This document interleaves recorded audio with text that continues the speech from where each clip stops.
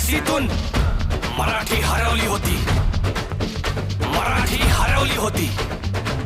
मराठी भाषेला अभिजात भाषेचा दर्जा मिळावा ही गोष्ट आपण पंतप्रधान झाल्यानंतर मराठीला तो सन्मान मिळेल अशी मी मोदीजींकडे अपेक्षा व्यक्त करतो आणि ती होईल तितक्या जाडसाने ती होईल अशी मला खात्री आहे. साहेबांनी प्रयत्नांची शिकस्त केली आणि मराठी भाषा अभिजात झाली. साहेबांनी प्रयत्नांची शिकस्त केली आणि मराठी भाषा अभिजात झाली. शाळा शाळांमधून मुलांना मराठी भाषा सक्तीची झाली. शासन प्रशासन सगळीकडे मराठी भाषा रुजू लागली. आता दुकानावर पाट्या मराठीत पहा आणि मोबाईलवर सुद्धा मराठीत ऐका. प्राईम टाइम थिएटर मध्ये बिनधास्त मराठी चित्रपट पहा.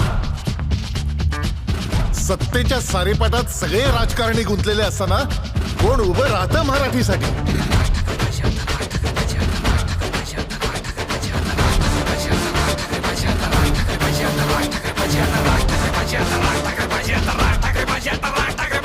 एकच माणूस उभा तो हाय सांगतोय खरं नि खोटं काय. तो बोलतो पलीकडे जातीच्या, तो बोलतो भाषा मातीच्या, तो नोकरी बोलतो नि रोजगार बोलतो. तो बोलतो आपल्या मनातलं, काढतो खोटं आपल्या कानातलं. त्याला पडलं नाही काय खोक्याचं, नाही पडलं मतांच्या मोक्याचं. जो बोलतोय खरं न मांडतोय खरं न वागतोय खरं तो सगळ्यांच्या वर.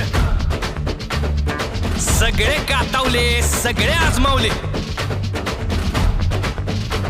आता खऱ्याच्या पाठी राहायचं हाय, स्वतःच आयुष्य घडवायचं हाय. आता तंगडी तंगडी नाही पाहिजे, नाही पाहिजे, नाही पाहिजे.